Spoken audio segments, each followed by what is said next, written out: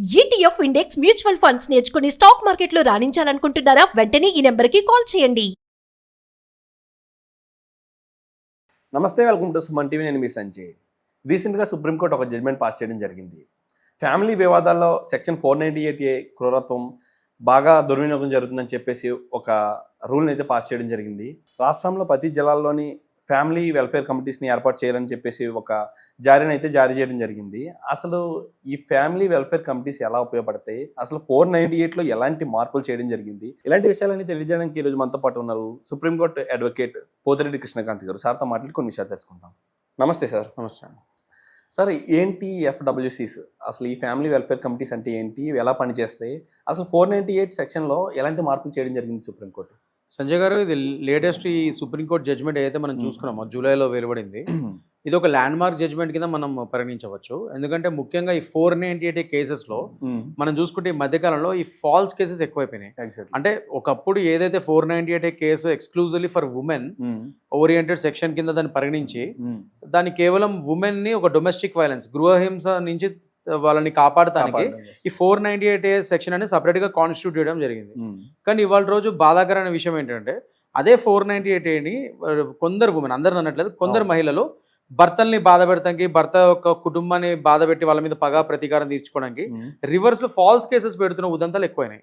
So దానికి అనుగుణంగానే గతంలో కూడా సుప్రీంకోర్టు చాలా సార్లు ఈ 498A అనేది ఒక లీగల్ టెర్రరిజం కింద కూడా పరిగణించారు. ఒక లీగల్ టెర్రరిజం సెక్షన్ లాగా కూడా తయారైంది అన్న విధంగా కూడా దాన్ని పరిగణించడం జరిగింది. At the same time not only just supreme court, the apex court, చాలా హైకోర్ట్స్ కూడా 498Aని ఇష్టం వచ్చినట్టుగా దుర్వినియోగం చేస్తున్నారు కొందరు అని చెప్పి కూడా వ్యాఖ్యానించడం జరిగింది. సో అదే పందాలు ఇవాళ రోజు సుప్రీంకోర్టు ఫైనల్లీ ఇవాళ అపెక్స్ కోర్ట్ ఏదైతే ఉందో అందులో ఇప్పుడు మన chief justice Shri BR Gavai గారి డివిజన్ బెంచ్ ఏమన్నారంటే, ఇట్లానే ఒక కేసు వస్తే ఈ 498Aలో ఆల్రెడీ గతంలో 2022లో అలహాబాద్ హైకోర్టు క్లియర్గా కొన్ని గైడ్లైన్స్ ఇవ్వడం జరిగింది. ఏంటంటే ఇట్లాంటి 498A కేసెస్లో ఫాల్స్ కేసులు ఎక్కువైతున్నాయి కాబట్టి ఒక 498A కంప్లైంట్ వచ్చినప్పుడు సదరు పోలీస్ వారికి ఒక మహిళ నుంచి వాళ్ళు ఇమీడియట్గా ఏదో ఎఫ్ఐఆర్లు చేసేసేసి లేకపోతే వాళ్ళని ఏదో కౌన్సిలింగ్ పంపించకుండా ఫస్ట్ ఒక ఫ్యామిలీ వెల్ఫేర్ కమిటీస్ అని ఒకటి పెట్టి ఆ ఫ్యామిలీ వెల్ఫేర్ కమిటీలో మినిమం 3 మెంబర్స్ని పెట్టండి.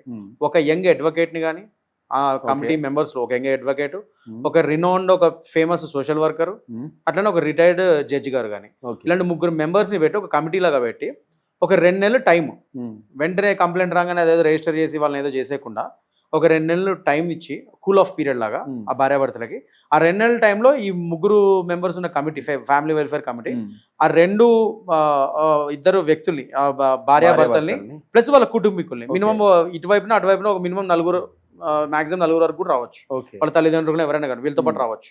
సో వాళ్ళని పిలిచి 2 వర్గాల మధ్య ఒక అండర్స్టాండింగ్ కానీ లేకపోతే ఒక కౌన్సిలింగ్ కానీ ఆ మాదిరిగా అసలు మొత్తం ఒక ప్రాసెస్ని, ఒక ఆర్బిట్రేషన్ మాదిరి, ఒక మీడియేషన్ మాదిరి ఒక ప్రాసెస్ని స్టార్ట్ చేసి దాని ప్రకారంగా ఒక ఫైనల్ రిపోర్ట్ వాళ్ళు తయారు చేసే విధంగా ఈ ప్రక్రియ పెట్టమని చెప్పి ప్రతిపాదించడం జరిగింది. ఎవరు? అలహాబాద్ హైకోర్టు వాళ్ళు ఈ గైడ్ లైన్స్ ఇవ్వడం జరిగింది 2022లో. కానీ అన్ఫార్చునేట్లీ ఇప్పటివరకు దాన్ని ఇంప్లిమెంట్ చేసే మెకానిజం అవి కానీ ఇంకా ఏర్పడలేదు. సో దాన్ని గుర్తు చేస్తూనే ఇవాళ రోజు మన సుప్రీంకోర్టులో చీఫ్ జస్టిస్ బిఆర్ గవాయ్ గారు మళ్ళీ అది గుర్తు చేస్తూ, అలహాబాద్ అప్పుడు ఇచ్చిన గైడ్ లైన్స్ని గుర్తు చేస్తూ క్లియర్గా మళ్ళీ చెప్పడం జరిగింది. ఏంటంటే అన్ని స్టేట్స్ అండ్ యూనియన్ టెరిటరీస్లో ఈ ఫ్యామిలీ వెల్ఫేర్ కమిటీస్ అనే దాన్ని ముఖ్యంగా ఈ 498 కేసెస్ కోసం పెట్టాలి. ప్రతి డిస్ట్రిక్ట్లో మినిమం ఒక ఫ్యామిలీ వెల్ఫేర్ కమిటీ అయినా పెడితే మంచిది. దానికి అనుగుణంగా ప్రభుత్వాలు తొందరగా ఒక నిర్ణయం తీసుకుంటే మంచిది. సుప్రీంకోర్టు పరంగా మేము కూడా చెప్తున్నాము పెట్టమని. సో అన్ని విధాలుగా అది మెకానిజం హైకోర్ట్స్ అన్ని హైకోర్ట్స్లో నేను ఆర్డర్ పాస్ చేస్తున్నాను. ఏంటంటే ఈ ఫ్యామిలీ వెల్ఫేర్ కమిటీస్ ప్రతి డిస్ట్రిక్ట్లో ఒకటి ఉండే విధంగా చూసుకోండి, మినిమం ఒకటైనా ఉండే విధంగా చూసుకోండి అని చెప్పి మళ్ళీ ఈ ఆర్డర్స్ పాస్ చేయడం జరిగింది. అంటే సార్, దీని ప్రాసెస్ ఎలా ఉంటుంది అంటారు? ఒకప్పుడు చూసుకుంటే 498 కేసే భార్య ఫైల్ చేయడం జరిగిన వెంటనే భర్తను ఇమీడియట్గా అరెస్ట్ చేసిన కథనాలు కనిపించేవి. అసలు ఇప్పుడు ప్రాసెస్ ఎలా ఉంటుంది అంటారు? ఇప్పుడు 498 ఇట్లా కంప్లైంట్ రాగానే అరెస్ట్ చేసే రోజులు పోయాయండి. ఫస్ట్ అండ్ ఫార్మోస్ట్ ఇవాళ ఈ జడ్జ్మెంట్ వచ్చిందని నేను చెప్పట్లేదు. దానికి అనుగుణంగా ముందే ఏమైందంటే Arnesh Kumar versus state of Bihar case ఏదైతే అయ్యిందో అదొక ల్యాండ్ మార్క్ జడ్జ్మెంట్. అది అయినప్పటి నుంచి అసలు క్లియర్ గా పోలీస్ వాళ్ళ అరెస్ట్ ప్రొసీజర్స్ ఏంటని చెప్పి క్లియర్ గైడ్ లైన్స్ అందులో ఆ జడ్జ్మెంట్ ద్వారా రావడం జరిగింది. సో అర్నేష్ కుమార్ కేసు లా ఎప్పుడైతే వచ్చిందో అప్పటి నుంచి సదరు పోలీస్ వారు ఈ కేసే కదా, ఏ కేసులను ఇష్టం వచ్చినట్టుగా especially the offences which are below 7 years and 10 years offences ఉంటే డైరెక్ట్గా అరెస్ట్ చేయడానికి లేదు. Okay so Arnesh Kumar judgment వచ్చినప్పటి నుంచి ఇలా 498 లో కూడా కేసులు పెట్టంగానే అరెస్ట్ చేయడాలు, అతన్ని భర్త యొక్క కుటుంబీకులు అందరిని అరెస్ట్ చేసే ఉదంతాలు తగ్గిపోయినాయి పూర్తిగా. ఒకవేళ అలాంటివి ఏమైనా చేస్తే ఇమీడియట్ గా అలాంటి సదరు పోలీస్ వారి ఆ పై అధికారులకి మనం కంప్లైంట్ కూడా చేయొచ్చు. ఇప్పుడు అర్నేష్ కుమార్ జడ్జ్మెంట్ స్ట్రిక్ట్ గా ఫాలో అవ్వాలని చెప్పి దేశమంతా అన్ని పోలీస్ స్టేషన్స్ లో క్లియర్ గా రూల్స్ పాస్ అయినాయి ఫస్ట్ అండ్ ఫార్మోస్ట్. సో 498 పడంగానే ముఖ్యంగా భర్త యొక్క కుటుంబీకులు భయపడకూడదు. మీరు తప్పు చేయకపోతే ఫస్ట్ అండ్ ఫార్మోస్ట్ అదో ఫాల్స్ కేసు అయితే మీరు భయపడాల్సిన అవసరం లేదు. You can fight it. మీరు వెళ్ళండి, మాట్లాడండి. ఇప్పుడు నేను చెప్పినట్టుగా మామూలుగా 498 పడితేనే అరెస్టులు లేవు ఇదివరకులాగా.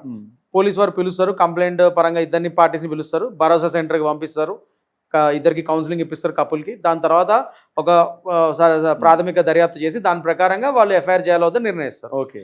బట్ ఇప్పుడు ఈ సుప్రీంకోర్టు జడ్జిమెంట్ వల్ల ఏమైందంటే దాన్ని ఇంకా పొడిగిస్తూ ఇంకా ఒక సెక్యూరిటీ బ్లాంకెట్ ఇంకా పెంచడం జరిగింది ఈ జడ్జ్మెంట్ ద్వారా. అంటే ఏంటంటే 2 నెలల టైం కూల్ ఆఫ్ పీరియడ్ ఇచ్చారు. ఇప్పుడు ఒక కంప్లైంట్ రాగానే 498 ఇష్టమైన కంప్లైంట్ తీసేసుకోకుండా ఒక 2 నెలలు కూల్ ఆఫ్ పీరియడ్ ఇమ్మని చెప్తున్నారు భార్యాభర్తలకి.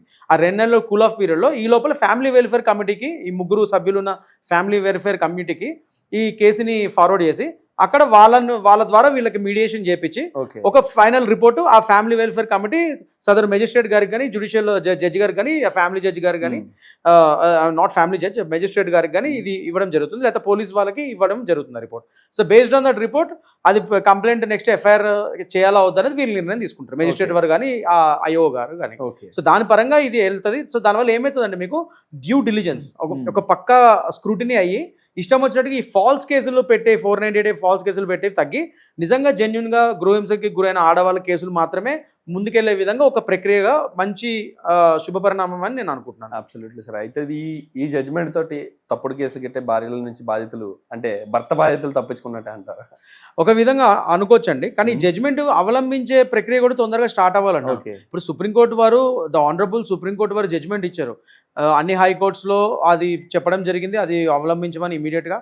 అట్ ద సేమ్ టైం ప్రతి డిస్ట్రిక్ట్ కి మినిమం ఒక ఫ్యామిలీ వెల్ఫేర్ కమిటీ పెట్టమని ఇప్పుడు ఆదేశించడం జరిగింది.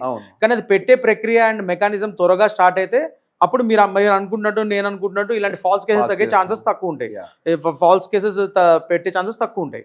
కానీ అది పెట్టకుండా మనము కేవలం జడ్జ్మెంట్ మీద ఆధారపడి ఉంటే అది అవలంబించే ప్రక్రియ లేకపోతే, మెకానిజం లేకపోతే ఎప్పటికీ ఇంకా అది ముందుకెళ్ళదు. సో కంపల్సరీ నిజంగానే అది అవలంబించి ఆ ఫ్యామిలీ వెల్ఫేర్ కమిటీస్ డిస్ట్రిక్ట్ కి మినిమం ఒక 2, ఒకటి కూడా కాదు 2, 3 పెడితే ఈ ఫాల్స్ కేసెస్ పెట్టే ఛాన్సెస్ తక్కువ ఉంటాయి. అండ్ ఇక్కడ ఇంకో పాయింట్ కూడా నేను ఇంకోటి ఏం చెప్తున్నానంటే 498 వరకు okay, 498 without causing grievous injury లేకపోతే డెత్ థ్రెట్ లేకుండా ఓన్లీ 498 పరంగా అయితేనే ఫ్యామిలీ వెల్ఫేర్ కమిటీకి వెళ్తుంది. 498తో పాటు ఆ భార్యను విపరీతంగా కొట్టినా, చంపబోయినా, ఈవెంట్ మీద వైలెంట్ అటాక్స్ చేస్తే అప్పుడు అది ఫ్యామిలీ వెల్ఫేర్ కమిటీకి వెళ్ళదు, అప్పుడు మళ్ళీ క్రిమినల్ యాక్ట్ కింద వెళ్తుంది. 498 కూడా యాడ్ అవుతుంది అందులో. ఓన్లీ కేవలం గృహహింస చట్ట పరంగానే 498 పరంగా ఉంటే మాత్రమే అలాంటి కేసులు మాత్రం ఫ్యామిలీ వెల్ఫేర్ కమిటీకి కూడా వెళ్తుంది. సో ఈ కరెక్షన్ కూడా ఇంపార్టెంట్ చాలా. Exactly sir, absolutely sir. Thank you sir, thank you very much sir. ఈ తప్పుడు 498 కేసుల నుంచి భర్తలకి విముక్తి దొరుకుతుంది అని అనుకుంటున్నాను sir. Absolutely thank you sir, thank you very much.